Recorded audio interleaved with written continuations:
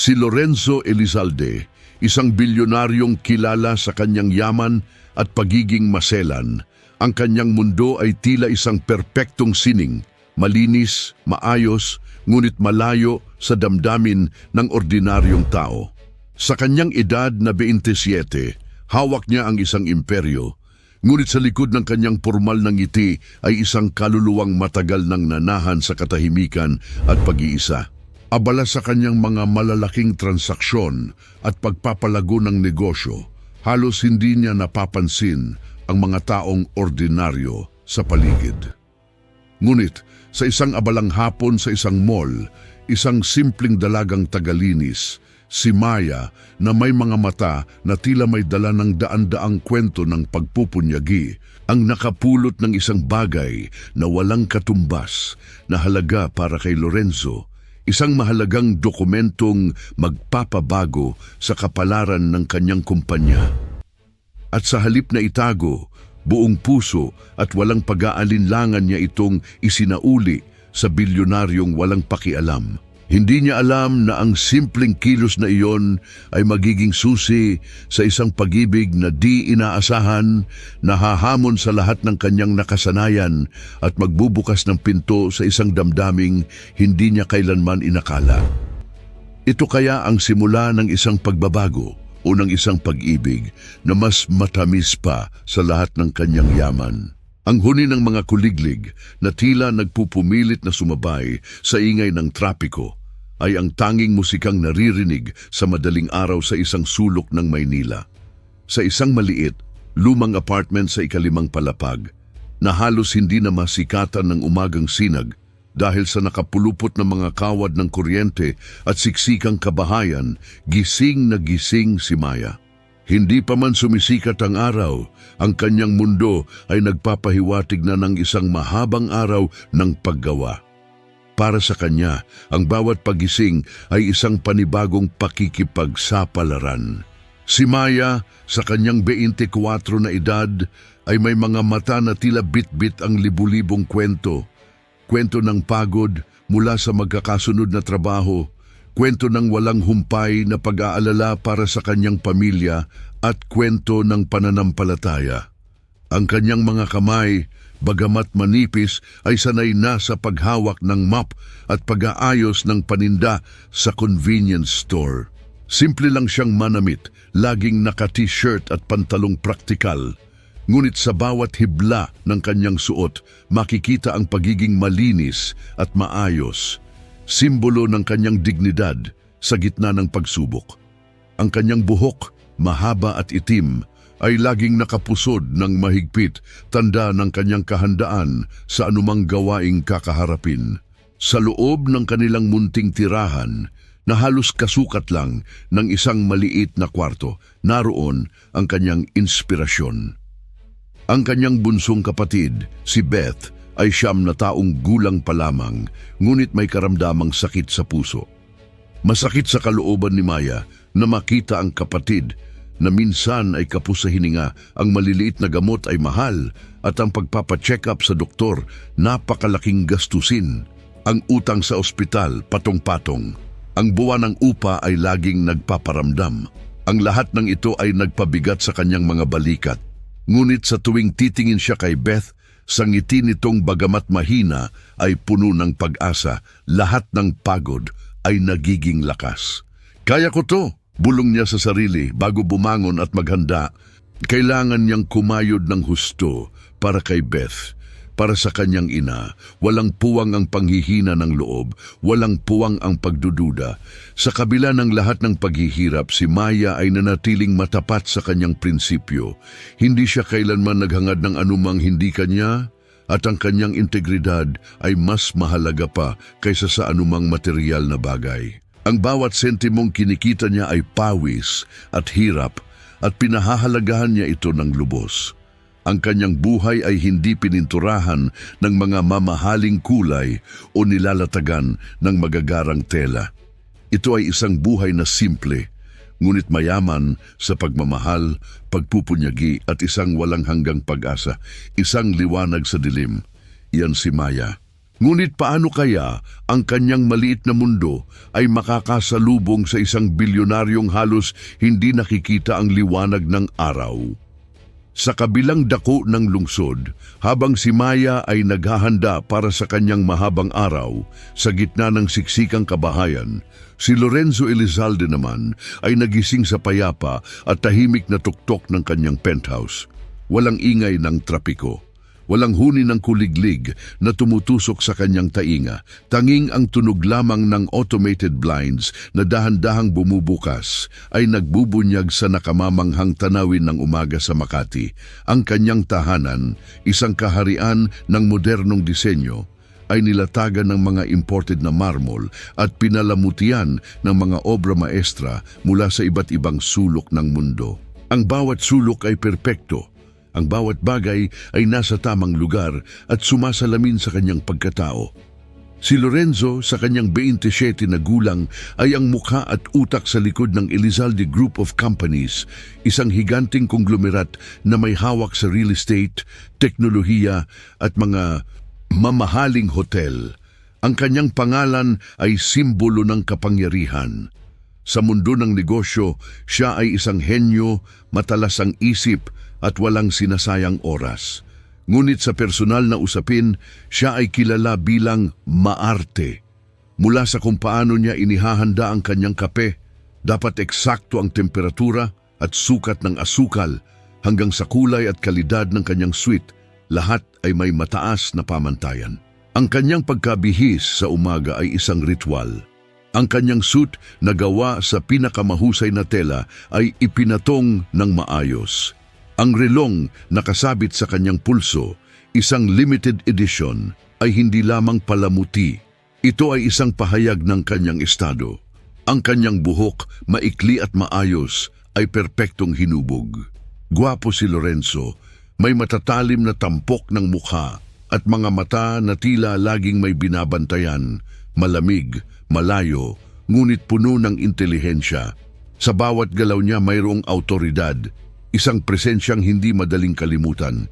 Ngunit sa likod ng lahat ng karangyaan at perpektong panlabas na anyo, mayroong isang bahagi ni Lorenzo na nagdadala ng mabigat na pasanin, ang responsibilidad sa libu-libong empleyado.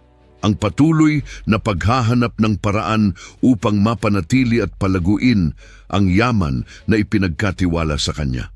Ang mga inaasahan ng kanyang pamilya, lalo na ng kanyang lola, ay napakalaki, tila isang napakalaking timbang sa kanyang balikat. Ang pag-iisa ay kanyang naging kasama. Sa kanyang mundo, ang mga relasyon ay madalas na nakabatay sa interes. Ang mga taong lumalapit sa kanya ay madalas may hinihingi. Ang mga pagpupulong ay puro negosyo. Ang bawat desisyon niya ay kritikal. Ngunit sa dulo ng araw, pagkatapos ng lahat ng ingay at gawain, bumabalik siya sa isang tahanang tahimik. Doon tanging ang kanyang mga iniisip, ang kanyang kasama. Ang gabi ay madalas niyang ginugugol sa pagbabasa ng mga report o pagtitig sa malawak na syudad na tila naghahanap ng isang bagay na hindi niya matukoy. Isang tunay na koneksyon, isang simpleng damdamin. Iyan si Lorenzo Elizalde, ang bilyonaryong nasa tuktok, ngunit may kaluluwang naghahanap ng kaganapan sa isang imperyo ng katahimikan. Ang Glorieta sa isang abalang hapon ay tila isang malaking bubuyog, puno ng huni ng mga tao, hagik-gik ng mga bata, at ang patuloy na paggalaw ng buhay. Sa gitna ng lahat ng ito, si Lorenzo Elizalde ay naglalakad ng mabilis. Ang kanyang matangkad na figura ay madaling makilala sa pormal niyang suot. Ngunit sa pagkakataong iyon, ang kanyang isip ay malayo. Hindi niya napapansin ang mga naglalakad na namimili ni ang mga ilaw na kumikinang mula sa mga mamahaling tindahan. Ang buong atensyon niya ay nakatuon sa isang napakahalagang pagpupulong na magaganap sa loob ng ilang minuto. Isang bilyong-bilyong pisong proyekto ang nakasalalay. Isang malaking hakbang para sa kanyang kumpanya. Sa loob ng kanyang bulsa, nakasilid ang isang maliit na flash drive. Itim ito, makintab, at may inukit na maliliit na letrang Ellie, ang kanyang inisyal. Hindi lang ito basta flash drive. Ito ang buod ng buwan-buwang pagtatrabaho ng buong team.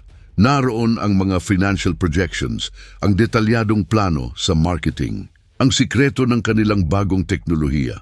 Lahat ng ito ay nakalagay sa isang maliit na kagamitan na tila nagtatago ng isang malaking kayamanan. Ang pagkawala nito ay hindi lang magdudulot ng abala, kundi posibleng magdulot ng malaking perwisyo sa Elizalde Group. Habang nagmamadali si Lorenzo sa pagtawid sa isang abalang pasilyo, mayroon siyang kausap sa telepono. Mahalaga ang usapan. Ang kanyang mga kamay ay gumagalaw, nagpapahayag ng ideya, ngunit sa isang sandali ng paggalaw ng kanyang coat o marahil sa bigat ng kanyang selyadong bulsa, isang maliit na bagay ang dahan-dahang lumabas. Walang ingay, walang pasabi, ang flash drive. Ito ay tahimik na nahulog sa sahig sa pagitan ng mga yapak ng mga tao na tila isang itim na bato na nawala sa gitna ng maraming buhangin. Hindi niya naramdaman, hindi niya namalayan, patuloy siya sa paglalakad. Ang kanyang isip ay abala na sa susunod na sasabihin, sa susunod na desisyon. Sa kanyang pananaw, ang bawat segundo ay mahalaga. Walang dapat masayang. Ang kanyang mundo ay umiikot sa pagiging epektibo at kahusayan. Ang isang maliit na flash drive na nakasabit sa kanyang bulsa ay tila hindi gaanong mahalaga sa dami ng iniisip niya. Ngunit ito ang pinakamahalaga. Ilang segundo lamang iyon. Ngunit sapat na upang ang 1 bilyong pisong proyekto. Ang pinaghirapan ng maraming tao ay nakalatag ngayon sa sahig ng isang pampublikong lugar. Isang bagay na kung mapunta sa maling kamay ay maaaring magpabago ng kapalaran ng isang korporasyon. At sa gitna ng lahat ng tao na nagmamadali na abala sa kanilang sariling mga buhay, ang maliit na itim na flash drive ay nanatiling tahimik, naghihintay. Kung sino kaya ang makakapulot nito?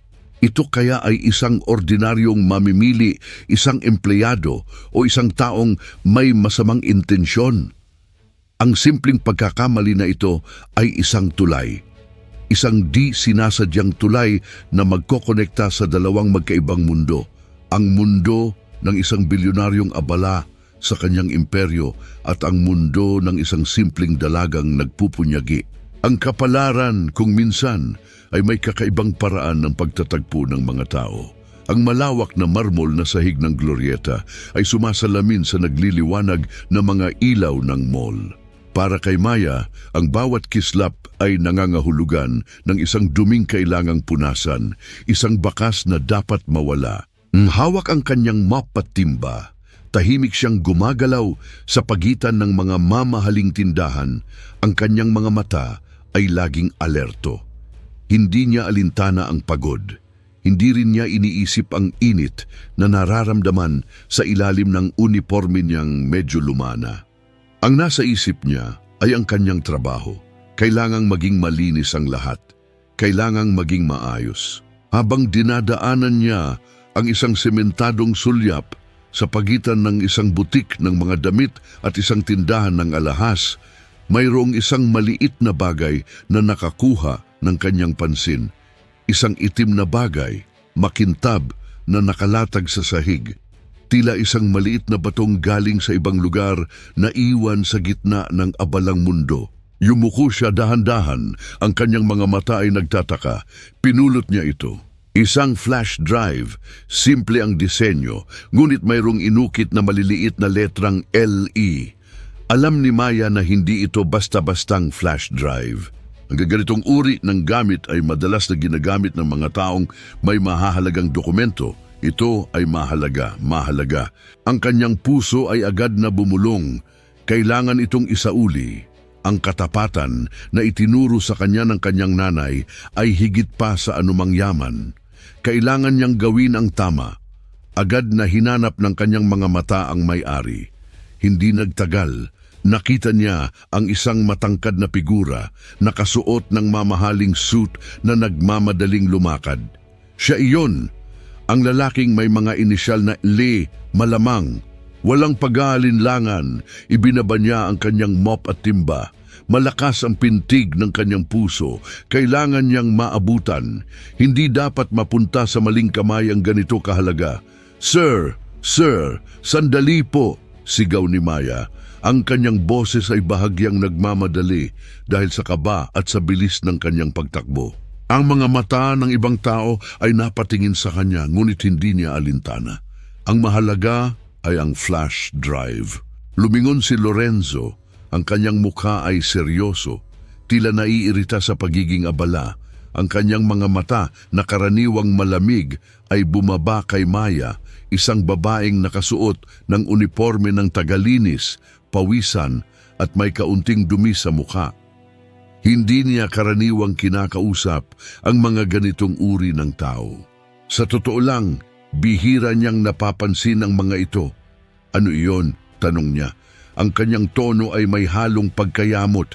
Inabot ni Maya ang flash drive. Ang kanyang kamay ay bahagyang nanginginig ngunit matatag. Sir, nahulog po ninyo ito. Sa tingin ko po mahalaga ito, isang simpleng pahayag. Walang pahiwatig ng paghingi ng pabor. Walang pag-asang makakuha ng kapalit. Tanging ang kagustuhan lang na maibalik ang pag-aari ng iba. Agad na hinipo ni Lorenzo ang kanyang bulsa. Walang flash drive. Isang paghinga ng ginhawa ang kanyang pinigilan. Mabilis niyang inabot ang bagay na ibinigay ni Maya. Ang kanyang mga mata, na kanina'y puno ng pagkayamot, ay biglang nagkaroon ng pagtataka, paghanga. Bihira siyang makakita ng ganoong katapatan. Sa mundong kanyang ginagalawan, ang mga ganitong kilos ay halos wala na. Ang mga tao ay madalas na naghahanap ng pagkakataon para sa sariling pakinabang. Ngunit si Maya, wala. Siya ay busilak.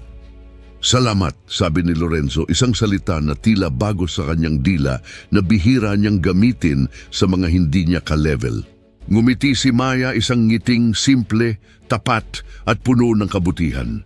Hindi niya hinintay ang anumang papuri o gantimpala. Ang paggawa ng tama ay sapat na. Pagkatapos, bumalik siya sa kanyang mop at timba at ipinagpatuloy ang kanyang trabaho na tila walang nangyari. Ngunit si Lorenzo, habang nagpapatuloy sa paglalakad patungo sa kanyang meeting, ay hindi na makalimutan ang mukha ni Maya. Ang simpleng ngiti, ang malalim na katapatan, ito ay nag-iwan ng marka sa kanyang isip. Sa kauna-unahang pagkakataon, may isang tao ang nakakuha ng kanyang atensyon nang hindi ito sinasadya, nang hindi ito humihingi ng anuman. Ito ay isang di inaasahang liwanag. Hindi nakalimutan ni Lorenzo Elizalde ang mukha ni Maya. Ang kanyang katapatan, ang kanyang simpleng ngiti ay nanatili sa kanyang isip. Sa mundong puno ng gimik at pagpapanggap, si Maya ay isang bihirang perlas. Naramdaman niya ang isang bahagi ng kanyang sarili na nangangailangan ng pagkakataong makabalik sa kanya. Hindi dahil sa utang na loob lang, kundi dahil sa paghanga. Kailangan niyang pasalamatan ang dalagang ito ng higit pa sa isang simpleng salita. Makalipas ang ilang araw, isang hindi inaasahang tawag ang dumating kay Maya. Isang formal na babae mula sa opisina ni Ginoong Elizalde ang nakikipag-ugnayan sa kanya. Nag-aalok ng trabaho. Isang pansamantalang administrative assistant sa isa sa mga butik ng Elizalde Group, doon din sa mall. Ang sahod ay malaking pagkakaiba. Higit sa dobleng kinikita niya bilang tagalinis at sales assistant sa convenience store. Kasama pa ang benepisyo sa kalusugan. Isipin ninyo po, benepisyo. Nagulantang si Maya. Ang kanyang puso ay bumilis. Administrative assistant, siya, ang babaeng sanay magmop at magbuhat ng mga paninda. Ang kanyang mundo ay umiikot sa pisikal na paggawa, hindi sa mga dokumento at computer. Naramdaman niya ang matinding pag-aalinlangan. Kaya ko ba ito? Paano kung magkamali ako? Malaking responsibilidad. Ngunit ang isip niya ay agad na naglakbay kay Beth, ang kanyang bunsong kapatid na nangangailangan ng regular na gamot at check-up. Ang patong-patong na bayarin sa ospital, ang upa sa bahay na laging nagpapahabol. Para kay Beth, Bulong niya sa sarili ang pag-asang magkaroon ng mas malaking kita, ng mas maayos na buhay para sa kanyang pamilya ay mas matindi kaysa sa kanyang takot. Naglakas loob siya. Alok, isang malaking hakbang, isang bagong pahina, ang unang araw ni Maya sa bagong trabaho. Sari-saring emosyon ang kanyang naramdaman, tuwa, kaba at pagkamangha. Ang butik ay elegante, tila isang sining na perpektong inayos. Ang mga ilaw, mamahaling mga produkto at ang amoy ng pabango ay ibang-iba sa amoy ng sabon at disinfectant na kanyang nakasanayan. Ang kanyang mga kasamahan ay pormal ang pananamit, magaling magsalita at sanay sa mundo ng fashion at negosyo. Siya, pakiramdam niya, siya ay isang isdang inilagay sa aquarium ng mga pating. Madalas, si Lorenzo ay bumibisita sa butik. Ang kanyang presensya ay tila nagdudulot ng kakaibang kaba. Ang kanyang mga mata ay matalas. Ang kanyang pamantayan ay napakataas. Maya, minsan niyang sinabi, nang makita ang display ng mga accessories, siguruhin mong pantay at organisado ang bawat isa. Ang detalye ay mahalaga. Ipinapakita nito ang kalidad ng ating serbisyo. Ang kanyang boses ay kalmado, ngunit ang bigat ng bawat salita ay ramdam na ramdam. Maarte nga talaga, bulong ni Maya sa kanyang sarili. Ang mga galaw ni Maya ay medyo awkward sa umpisa. Ang kanyang kamay na sanay sa pagmop ay nahirapan sa pag-ayos ng mga dokumento sa computer. Ang pagsasaayos ng mga folder, pagtawag sa mga kliyente, lahat ay bago. Minsan, may mali siyang naisasara sa computer. Minsan, medyo nagulo ang stack ng mga papeles. Naramdaman niya ang pagkapahiya, ngunit sa bawat pagkakamali, lalo siyang nagpupunyagi. Pagkatapos ng trabaho, nananatili siya upang aralin ang mga dapat niyang gawin, magbasa ng mga manual at magtanong sa mga kasamahan. Para kay Maya, hindi lang ito basta trabaho. Ito ay isang pagkakataon. Isang pagkakataong mabago ang kapalaran ng kanyang pamilya. Hindi niya hahayaan na masayang ito. Sa bagong mundong ito, puno ng pagiging formal at mataas na pamantayan, si Maya ay dahan-dahang naglalatag ng kanyang sariling bakas. Sa bawat araw, sa bawat pagsubok, lumalabas ang kanyang tiyaga at ang kanyang matatag na puso. At sa bawat pagkakataon napapansin ito ni Lorenzo, hindi man niya sabihin, nakikita niya. Sa bagong mundong ito ng mga mamahaling butik at formal na pag-uugali, patuloy ang pagpupunyagi ni Maya. Araw-araw, matapos ang kanyang trabaho, nananatili siya ng mas matagal. Nagbabasa ng mga manual, nagtatanong sa mga kasamahan kung paano gumamit ng computer programs, kung paano ayusin ang display ng mas kaakit-akit. Ang kanyang mga kamay na sanay sa pisikal na trabaho ay dahan-dahang nakakasanayan ng pagpindot sa keyboard at ang pag-aayos ng mga dokumento. Bagamat mayroong pagkapahiya sa simula, mas matindi ang kanyang kagustuhang matuto. Ito ay hindi lamang trabaho para sa kanya. Ito ay isang pinto. Isang pinto para sa kinabukasan ng kanyang pamilya. Hindi niya hahayaan na masayang ang pagkakataong ito. Time-team siyang nagtatrabaho, tahimik na nagmamasid at mabilis na natututo. Si Lorenzo, sa kanyang likas na pagiging detalyado at maselan sa lahat ng bagay, ay palihim na sinusubaybayan si Maya. Napansin niya ang pagbabago. Mula sa kanyang dating awkward na galaw, unti-unti itong nagiging mas pino. Ang kanyang mga mata na dati puno ng pag-aalinlangan ay ngayoy puno na ng determinasyon. Nakita ni Lorenzo ang kanyang tiyaga, ang kanyang kasipagan. Ang kanyang mabilis na pagkatuto ay hindi inasahan. Ang kanyang pagiging maarte ay tila nagiging isang lente na nagpapakita sa kanya ng tunay na ugali ni Maya.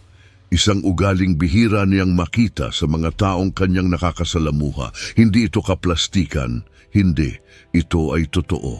Isang tanghali, Habang lahat ng staff ay abala sa isang meeting, nakita ni Lorenzo si Maya na tahimik na kumakain ng kanyang simpleng baon sa isang sulok ng pantry. Walang arte, walang reklamo. Tanging ang simple niyang pagkain na dinala niya mula sa bahay.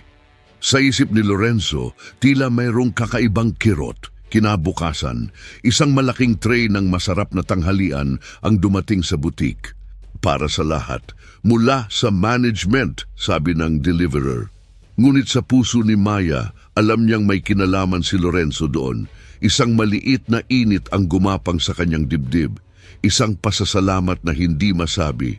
Sa gabi, pagkatapos ng trabaho, madalas nakikita ni Lorenzo si Maya na nagmamadaling umalis. Ang pagod ay bakas sa kanyang mukha habang naglalakad patungo sa sakayan. Ang kanyang commute ay mahaba. Ang mga lansangan minsan delikado. Isang araw, ipinatupad ang isang bagong pulisiya sa Elizalde Group, isang libreng shuttle service para sa mga empleyadong umuuwi sa gabi, partikular sa mga nasa mall. Ang dahilan? Para sa seguridad ng ating mga pinahahalagahang empleyado. Ngunit muli, alam ni Maya na ang desisyong ito ay hindi basta-basta. Ito ay isa na namang subtle na pagmamalasakit ni Ginoong Elizalde na tila nagpaparamdam sa kanya ng kakaibang alaga. Sa bawat kilos na iyon, nagsimulang magbago ang pananaw ni Maya kay Lorenzo. Ang pagiging maarte niya ay tila may kasamang kabutihan. Bakit niya ginagawa ito? Tanong niya sa kanyang sarili. Bakit siya, ang isang bilyonaryo, ay nagmamalasakit sa tulad niya? Ang kanyang puso ay nagsimulang magtanong, maghanap ng sagot. Sa kabilang banda, si Lorenzo naman ay natuklasan na ang pagmamalasakit na iyon ay hindi lamang para sa flash drive. Mayroong higit pa roon. Mayroong isang bagay na sa tingin niya ay karapat-dapat. Ang kanyang dating malamig na mundo ay nagsisimulang magkaroon ng kaunting init dahil sa presensya at pagiging simple ni Maya. Ang mga formal na pag-uusap ay nabawasan. Ang mga sulyap sa pagitan nila ay magiging mas madalas. Minsan, habang nagtuturo si Lorenzo sa isang chart, ang kanilang mga kamay ay bahagyang nagtagpo. Isang kuryente ang dumaan, mabilis. Hindi sila nagkatinginan, ngunit pareho nilang naramdaman. Ang mga maliit na kilos, ang mga sulyap na nagpapahiwatig, ay dahan-dahang naglalatag ng pundasyon ng isang koneksyon, isang di inaasahang ugnayan. Sa mall na dati saksi sa kanilang magkaibang mundo, ngayon ay unti-unting sumisibol ang isang pag-ibig.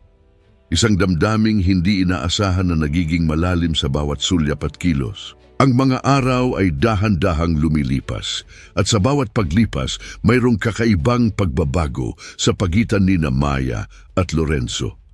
Ang dating formal na pag-uusap nila ay unti-unting lumuluwag. Hindi na lamang ito tungkol sa trabaho. Nagiging mas magaan na ang kanilang mga usapan kahit pa rin may paggalang si Maya sa kanyang boss. Ang opisinang dati puno ng tensyon para kay Maya, ngayon ay nagiging lugar din kung saan siya nakakaramdam ng kaunting pag-asa. Ang mga sulyap nila sa isa't isa ay mas madalas na.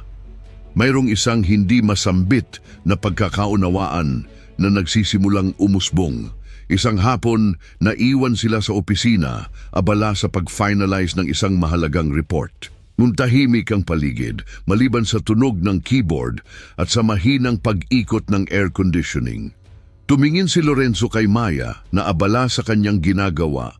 Ang kilay ay nakakunot sa konsentrasyon.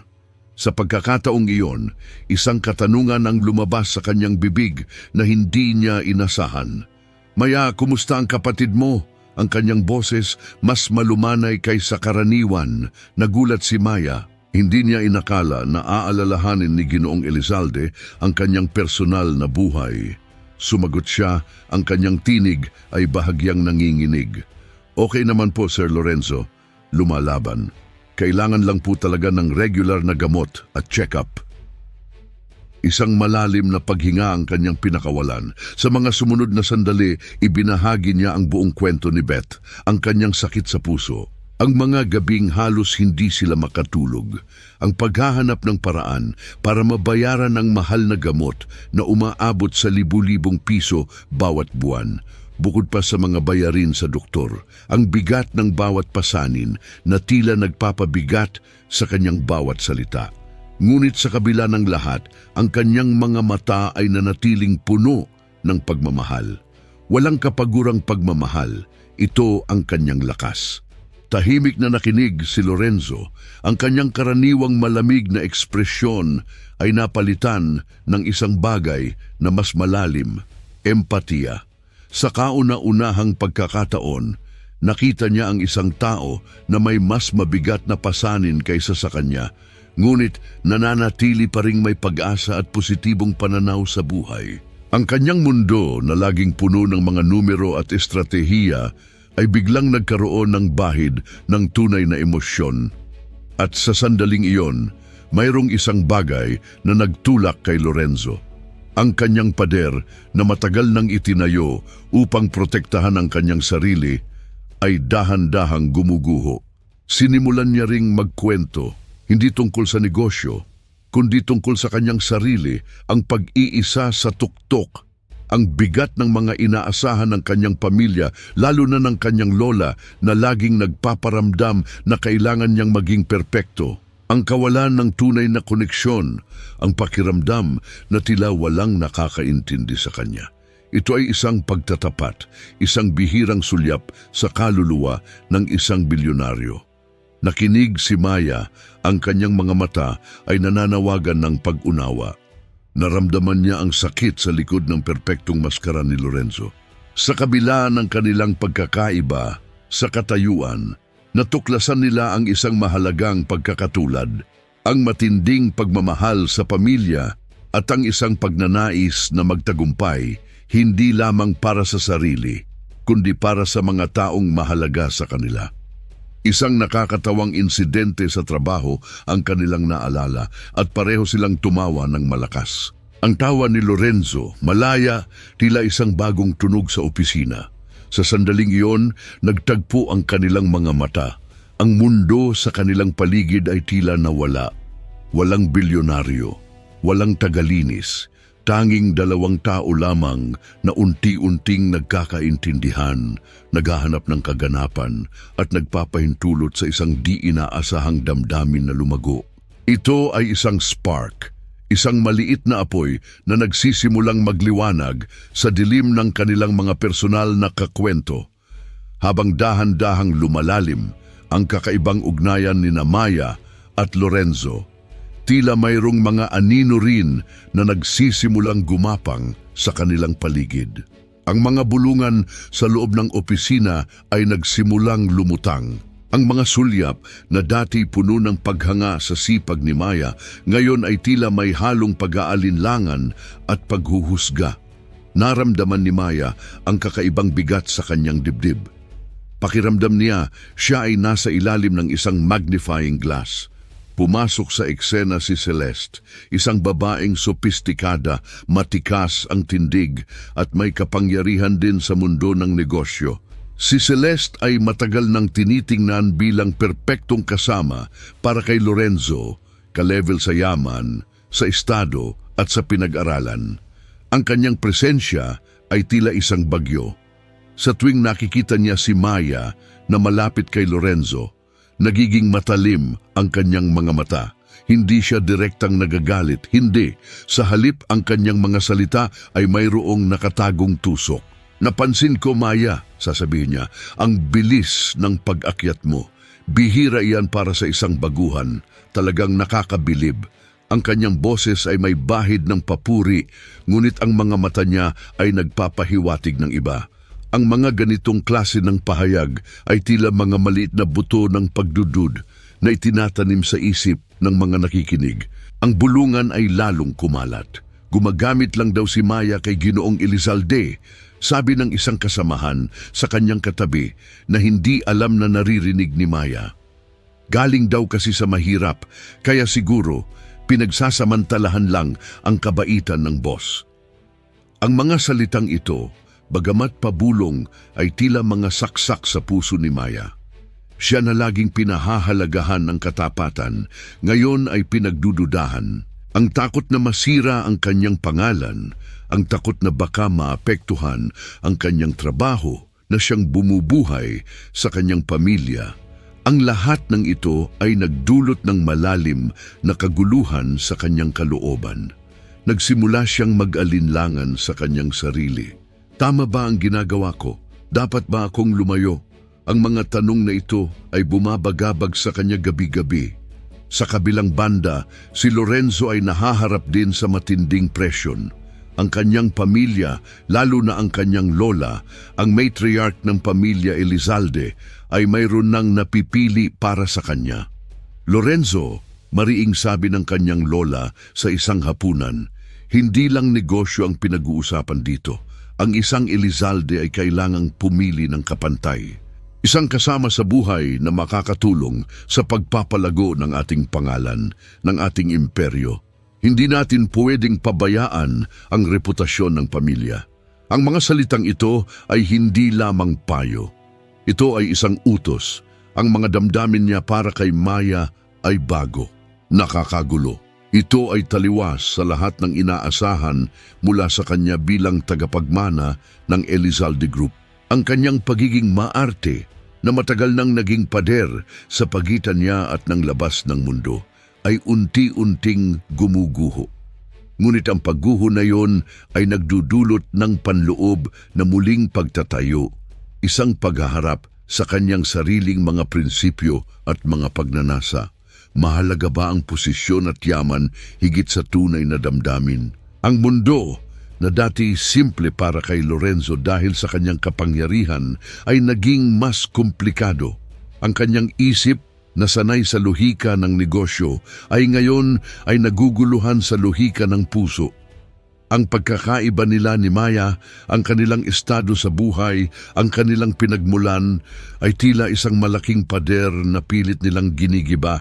Ngunit sa gitna ng lahat ng ito, mayroon pa ring malalim na koneksyon na nagbubuklod sa kanila. Isang koneksyon na kailangan nilang ipaglaban. Ang mga panganib ay dumarami at ang kanilang pag-ibig na di inaasahan ay nakaharap sa pinakamalaking pagsubok pa lamang. Kaya ba nilang lampasan ang lahat ng ito o kaya'y magpapatianod sila sa agos ng mga bulungan at inaasahan ng lipunan? Isang payapang umaga sa opisina na tila pangkaraniwan lamang ang biglang nabalutan ng matinding tensyon. Si Maya, abala sa kanyang mga papeles, ay biglang ipinatawag sa opisina ng Human Resources. Ang kanyang puso, na dati puno ng pag-asa, ay biglang kinabahan. Pagpasok niya, nakita niya ang HR manager at mayroon ding 2 security staff. Ang kanilang mga mukha ay seryoso, ang kanilang mga mata ay tila nanghuhusga. Maya, ang simula ng HR manager, ang kanyang boses ay kalmado, ngunit may bigat. Mayroon kaming natuklasan na seryosong bagay. Napanood ka namin sa CCTV footage. May kinalaman ka sa pagkawala ng pera mula sa cash register. Ang mga salitang iyon ay tila mga malamig na kidlat na tumama sa puso ni Maya. Pera, pagnanakaw, imposible. Ipinakita sa kanya ang video. Napanood niya ang isang babae na tila siya na naglalagay ng pera marahil ay ilang libong piso sa kanyang bag. Mayroong din daw testigong nagpapatunay na siya ay mayroong malaking utang. Ang ebidensya tila solid, matatag, ngunit alam ni Maya ang katotohanan, alam niya. Hindi po ako iyan, sigaw niya. Ang kanyang boses ay nanginginig sa matinding emosyon. Hindi po ako magnanakaw. Sir, ma'am, pakiusap, maniwala po kayo sa akin. Ang kanyang mga mata ay napuno ng luha, hindi dahil sa galit, kundi dahil sa matinding takot at kawalan ng pag-asa. Ang buong pagkatao niya ay binuo sa katapatan. At ngayon, ito ang ibinibintang sa kanya. Ang lahat ng kanyang pinaghirapan, ang lahat ng kanyang pagpupunyagi ay tila mawawalan ng saysay.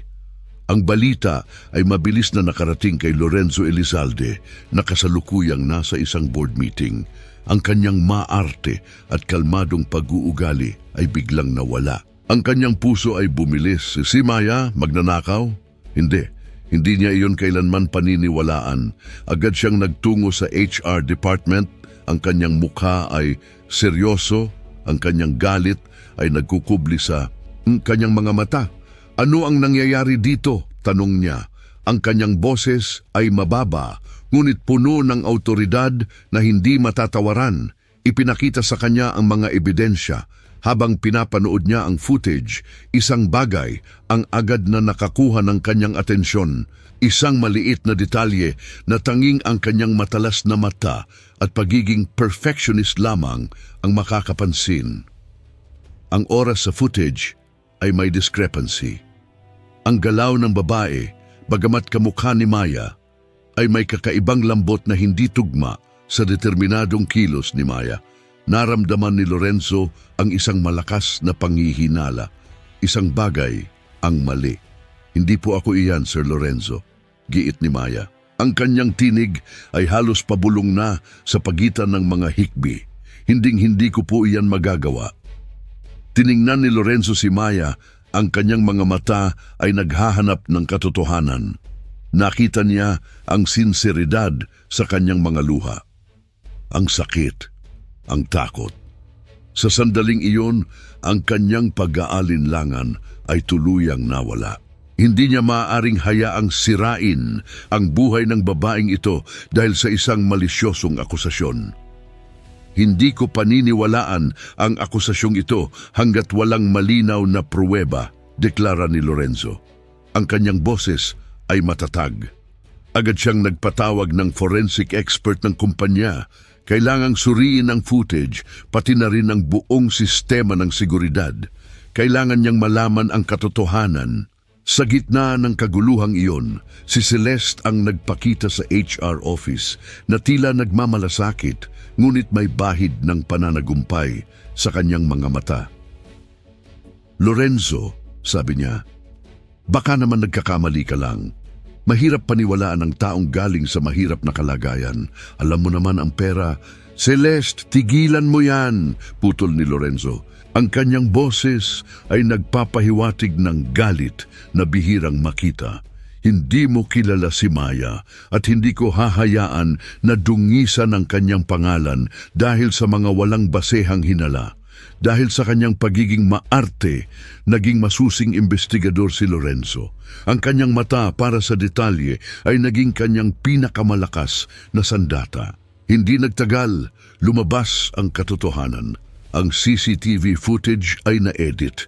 Ang tunay na gumawa ay isang dating empleyado na pinilit ni Celeste. Mayroon palang personal na sama ng loob ang dating empleyado kay Maya dahil sa isang dating hindi pagkakaunawaan at ginamit ito ni Celeste upang maisakatuparan ang kanyang masamang balak. Isang malaking sampal ang katotohanan para kay Celeste.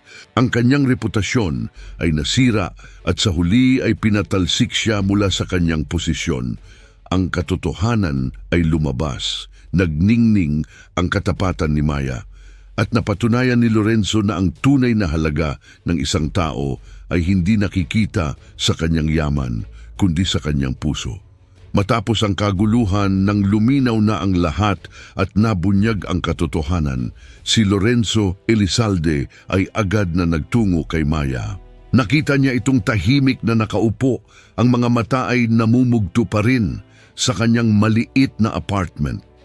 Ang kanyang puso, na dati pilit na pinipigilan ng damdamin, ngayon ay hindi na makaya pang itago ang nararamdaman. Ang pagiging maarte at formal na postura ni Lorenzo biglang nawala. Maya ang tawag niya. Ang kanyang boses ay malumanay, puno ng pag-aalala. Patawad kung nahuli ako sa paghahanap ng katotohanan. Hindi ko kailanman pinagdudahan ang puso mo. Sa bawat salita ni Lorenzo, tila mayroong mabigat na pasanin na inalis sa balikat ni Maya. Ang mga luha na kanina'y pinipigilan ay muling umagos. Ngunit sa pagkakataong ito ay luha ng ginhawa, luha ng pasasalamat,